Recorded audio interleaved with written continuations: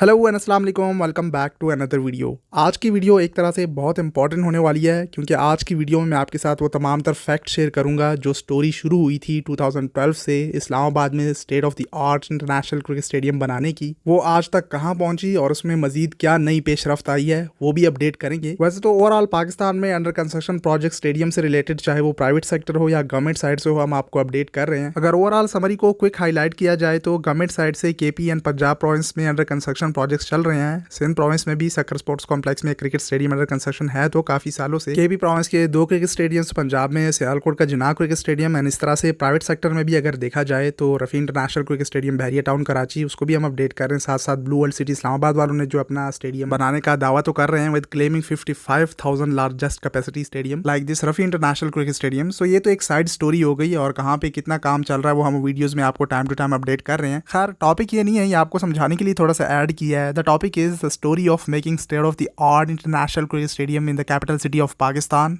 Which is Islamabad. So popcorn उठा लो, ये video miss करने के लिए एंड तक साथ बने रहिएगा। चैनल को भी सब्सक्राइब करके बेल आइकन को दबा लें ताकि आपको आने वाली अपडेट्स की नोटिफिकेशंस भी मिलती रहें और वीडियो को भी लाइक कर दीजिएगा। सो हुआ कुछ यूँ था कि 2012 में ये स्टोरी शुरू हुई। उस वक्त के पाकिस्तान क्रिकेट बोर्ड के चेयरमैन मिस्टर ज़का अशरफ, जो कि आजकल भी पीसीबी के चेयरमैन हैं, उनको 2012 में सीडीए यानी कैपिटल डेवलपमेंट अथॉरिटी वालों की तरफ से एक ऑफर की गई कि वो पीसीबी पाकिस्तान क्रिकेट बोर्ड को इस्लामाबाद में लैंड प्रोवाइड करेंगे और वो इस्लामाबाद पाकिस्तान की कैपिटल सिटी में, जहाँ पे स्टेडियम का होना बहुत ज़रूरी है और आजकल भी है, आजकल तो कुछ ज़्यादा ही ज़रूरी है क्योंकि जो ओवरऑल इंफ्रास्ट्रक्चर हैं और जो हमारे प्रेजेंट स्टेडियम्स हैं उनकी हालत तो आपको पता ही है। सो खैर मैं बड़ा इनफॉर्मल होकर आपके साथ ये स्टोरी शेयर करूंगा। सीडीए वालों ने कहा कि भाई आए, हम आपको लैंड देंगे इस्लामाबाद में, यहाँ पे आके state of the art stadium बनाए। तो उस वक्त के चेयरमैन पीसीबी ज़का अशरफ साहब बड़े खुश हुए कि भाई इससे और बड़ी बात क्या हो सकती है कि सीडीए वाले लैंड प्रोवाइड कर रहे हैं, स्टेडियम हम बना देते हैं। बड़ी खुशी खुशी एक आर्टिकल साइन कर दिया, माहिदा हो गया सीडीए वालों के साथ पीसीबी एंड सीडीए के दरमियान। एंड वो माहिदा इस हद तक चला गया था कि टेंडर भी जारी हो गया था, 55,000 की कैपेसिटी भी अप्रूव हो चुकी थी, इवन 30 एकड़ तक लैंड भी प्रोवाइड कर दी गई थी। और स्टैंडर्ड का स्क्रीनशॉट भी यहाँ पे मैं ऐड कर देता हूँ, लेकिन आपको क्लियर दिखेगा नहीं, जस्ट फॉर एविडेंस और नो डाउट इसका मैं क्रेडिट देना चाहूंगा राशिद लतीफ़ साहब को। सो भाई 30 एकड़ तक लैंड भी आ गई, बाउंड्री वॉल भी अप्रूव हो गई। इसमें भी करोड़ों रुपए लगते हैं, वहाँ के जो कॉन्ट्रैक्टर्स एंड इंजीनियर उस टाइम थे वो फ्री में तो ये सब करके देते नहीं है, ऑब्वियसली उनको भी पैसे दिए होंगे, इतने पैसे आए। और एक बात मैं यहाँ पे मेंशन करना चाहूंगा, यही सीडीए की लैंड 3 बार बिकी पाकिस्तान क्रिकेट बोर्ड को, जो भी चेयरमैन आए। इस बात को मैं आपको थोड़ा सा समझा देता हूँ। सो यहाँ तक तो आप समझ गए, 2012 से ये स्टोरी शुरू हुई थी और बहुत बड़ा क्लेम किया गया था। सो 50,000 कैपेसिटी भी अप्रूव हुई, इवन 3D मॉडल तक आ गए थे, जो यहाँ पे मैं स्क्रीनशॉट भी ऐड कर देता हूँ, ये दिखाया जाता था।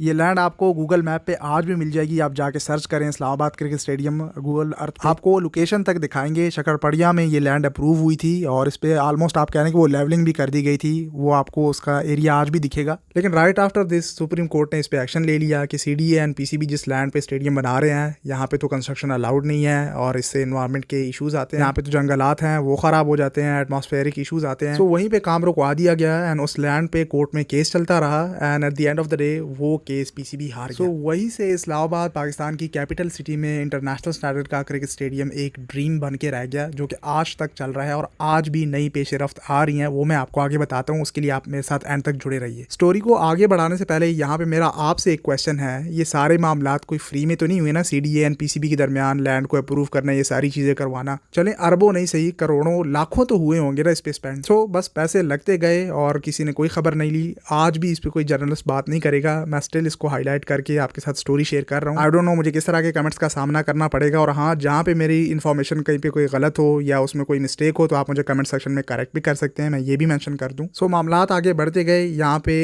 एक चीज़ हाईलाइट कर लें अपने लिए, 2012 मिस्टर ज़का अशरफ और लैंड शकरपड़िया के पास। अब आया दौर एहसान मानी साहब का। जब एहसान मानी पाकिस्तान क्रिकेट बोर्ड के चेयरमैन बने, यही सीडीए वालों, कैपिटल डेवलपर अथॉरिटी वालों ने उनको भी यही लारा लगाया, लॉलीपॉप दिया। जो प्रोजेक्ट ज़का अशरफ साहब के साथ साइन हुआ था उसको मजीद आगे रिज्यूम करते हुए उस पर हम बात करते हैं एंड इस केस को आगे बढ़ाते हैं। और जी फिर से एक बार खबरें आने लगी कि वो मामलात हल हो गए और अब फिर से कैपिटल सिटी इस्लामाबाद में स्टेडियम बनने जा रहा है। खैर एहसान मानी को दूसरी जगह ऑफर की गई, फतेह जंग रिंग रोड के पास, कि आप यहाँ पे आके स्टेडियम बनाए, क्योंकि शकरपड़िया में तो सुप्रीम कोर्ट ने अलाउ नहीं किया। और फिर वो पूरा मास्टर प्लान जो 1960 में मेरे ख्याल में डिजाइन हुआ था इस्लामाबाद का, वो भी मैंने बड़ा डिटेल में आपको एक वीडियो में समझाया था कि किस तरह से इस्लामाबाद को डिजाइन किया गया था, पूरा मास्टर प्लान और कहाँ कहाँ पे कंस्ट्रक्शन अलाउड है अकॉर्डिंग टू कॉन्स्टिट्यूशन। सो उसको मद्देनजर रखते रखते हुए कहा गया कि अब हम दूसरी जगह आपको ऑफर करते हैं, वहाँ पे कंस्ट्रक्शन अलाउड है, नेशनल पार्क में ये एरिया नहीं आता, जंगलात का कोई इशू नहीं होगा, इन्वायरमेंटल इशूज़ नहीं होंगे। सो फिर से एक लॉलीपॉप दिया गया, लेकिन दिस टाइम एहसान मानी साहब को। एंड उस पर बड़े बड़े आर्टिकल्स छपते गए एंड पता नहीं कहाँ तक स्टोरी गई, और फिर जर्नलिस्ट ने भी इस पर बात करना छोड़ दी और आजकल कोई करता भी नहीं है। सो मजीद इस पर ये न्यूज़ और वीडियोज़ और पता नहीं क्या क्या चलता रहा। बड़े बड़े क्लेम्स एज ऑलवेज चलते रहे CDA PCB की तरफ से, और सुर्खियाँ और न्यूज़ और क्या क्या होता रहा। बट एंड स्टोरी क्या निकल के आई कि कोई कंस्ट्रक्शन शुरू नहीं हो पाई एहसान मानी साहब के दौर में भी। उसके बाद आए मिस्टर नजम सेठी साहब, and once again Najam Sethi साहब के साथ भी इसी मायदे को आगे रिज्यूम करते हुए कहा गया कि आप आएँ, हम आपको लैंड प्रोवाइड करेंगे, स्टेडियम बना के देंगे, कैपिटल सिटी में इस्लामाबाद का अपना होम ग्राउंड, होम स्टेडियम होगा। तो लो जी, अब स्टोरी शुरू हुई मिस्टर नजम सेठी साहब एंड CDA वालों के दरमियान। सो शुरू में जगह अशरफ साहब को जो लैंड प्रोवाइड कर रहे थे CDA वाले, वो शगर पड़िया में ग्रीन बेल्ट्स का मेंशन करते हैं। सो खैर एहसान मानी के बाद फिर नजम सेठी आए। नजम सेठी के साथ भी ये लारे लॉलीपॉप लगते रहे। नजम सेठी साहब भी बड़े बड़े मिसाइल रॉकेट्स छोड़ते रहे, और वो भी बातों तक ही रह गया।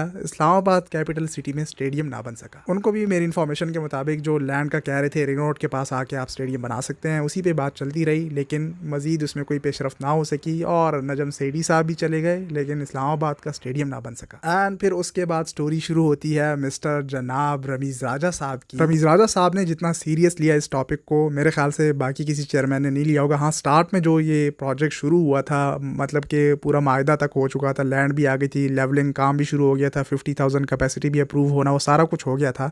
उसके बाद ये रमीज़ राजा साहब का जो टेन्योर था, इसमें उन्होंने क्योंकि ex prime minister Imran Khan को भी इन्वॉल्व कर दिया, और साथ में जो CM पंजाब थे उनको भी इन्वॉल्व किया। बुज़दार साहब के साथ जो मीटिंग्स चल रही थी, वो भी हमने बड़ा A to Z सारा अपडेट किया था। लॉन्ग स्टोरी शॉर्ट, मतलब कि अब लव स्टोरी शुरू हुई थी CDA और रमीज़ राजा के दरमियान। लेकिन अब की बार रमीज़ राजा साहब को जो लैंड प्रोवाइड कर रहे थे, वो कह रहे थे, आपको याद होगा, एक सैदपुर नाम के विलेज का मेंशन कर रहे थे, और साथ में D12 सेक्टर का मेंशन कर रहे थे। सो डिफरेंट जगह अलग अलग चेयरमैन को ऑफर करते गए CDA वाले। सो खैर सिर्फ बातें ही चलती रही। लेकिन यहाँ पे एक पॉइंट मैं मेंशन करना चाहूँगा कि रमीज़ राजा और फिर जो प्राइम मिनिस्टर को इन्वॉल्व करना, CM को इन्वॉल्व करना पंजाब के, इनके मामलात काफ़ी हद तक सीरियस चले गए थे, और लैंड भी डिसाइड हो चुकी थी।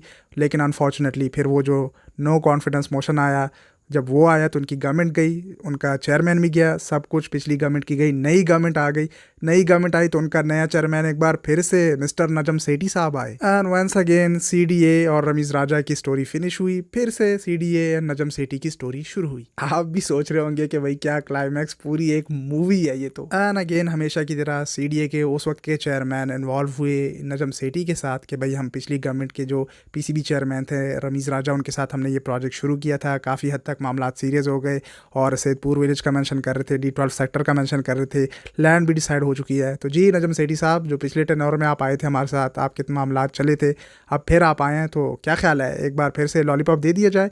नजम सेठी साहब ने कहा कि बिल्कुल, इस पर हम सोचेंगे। और यूँ एक बार फिर से इस्लामाबाद क्रिकेट स्टेडियम की सुर्खियाँ न्यूज़ वीडियोज़ में हाईलाइट होने लगी। लेकिन यहाँ पे मिस्टर नजम सेठी साहब का सोचना था कि रातों रात नए चेयरमैन आ गए। अभी नजम सेठी साहब ने थोड़ा सा सोचा ही नहीं था, भाई उनको सांस तो लेने देते कि फिर से पॉलिटिक्स जीत गई। मिस्टर जरदारी साहब ने कहा कि भाई चेयरमैन PCB तो हमारी साइड से होगा, और once again mister Zaka Ashraf साहब, जो कि आज हमारे PCB के चेयरमैन हैं, अब उनको एक बार फिर से इसी प्रोजेक्ट को सामने रखा गया, क्योंकि जहाँ से शुरू हुआ था, जिते दी खोती होते आन खलोती। 2012 में मिस्टर ज़का अशरफ साहब के साथ ये प्रोजेक्ट शुरू हुआ, और आज वही मिस्टर ज़का अशरफ साहब फिर से चेयरमैन हैं, और उनको यही लारा दिया गया कि भाई इस प्रोजेक्ट को कंप्लीट करें, इस ड्रीम को पूरा करें। और अब फिर से नई खबरें निकल के आई हैं कि ज़का अशरफ साहब इसको देखेंगे, इसको सीरियस लेंगे, और कैपिटल सिटी इस्लामाबाद में state of the art international cricket stadium बनने जा रहा है। भाई उम्मीद पे दुनिया कायम है। ये कोई छोटी मोटी स्टोरी नहीं है भाई, ये पूरे 10-11 सालों की बड़ी स्टोरी है, 2012 से शुरू हुई थी, और आज स्टिल 2023 में इस पे डिस्कशन चल रही है। CDA के चेयरमैन मेरे ख्याल में मिस्टर नूरुल अमीन मंगल साहब हैं, उन्होंने प्रॉपर इस पे D12 सेक्टर का जो मेंशन किया, बड़ी न्यूज़ निकल के आई थी, और उन्होंने उन जगहों का दौरा भी किया कि कहाँ पे स्टेडियम पॉसिबल हो सकता है। मैंने कई बार ट्विटर पे उनको हाईलाइट किया इस बात के, जनाब मिस्टर CDA चेयरमैन नूरुल अमीन मंगल साहब, इस पे कुछ तो रिप्लाई कर दें। वो हर एक बंदे को, आम बंदे को भी रिप्लाई करते हैं, अगर कोई प्रॉब्लम हो कहीं पे उसको सॉल्व करने के लिए अपनी टीम भी भेज देते हैं। लेकिन लेट्स होप के वो हमारे इस ट्वीट का भी रिप्लाई करें कि भाई हाँ जी CDA एंड PCB की लव स्टोरी कहाँ तक पहुंची इस्लामाबाद क्रिकेट स्टेडियम की। सो ये नई पेशरफ नई इन्फॉर्मेशन अब निकल के आई हैं CDA के चेयरमैन मिस्टर नूरुल अमीन मैंगल साहब और दूसरी साइड PCB के चेयरमैन मिस्टर ज़का अशरफ साहब। यहाँ तक ये स्टोरी एंड हुई, मजीद नई स्टोरी जो निकल के आएगी, जो अपडेट्स इन्फॉर्मेशन आएंगी, हम आपको अपडेट करते रहेंगे। स्टे ट्यून रहिए चैनल के साथ और अपनी राय कमेंट सेक्शन में ज़रूर शेयर करें। सोशल मीडिया हैंडल्स पे आके फॉलो कर लें। और जाते जाते मेरा आप सबसे एक सवाल, क्या इस्लामाबाद में क्रिकेट स्टेडियम बन जाएगा? मिलते हैं अगली वीडियो में, तब तक के लिए टेक केयर, अल्लाह हाफिज़।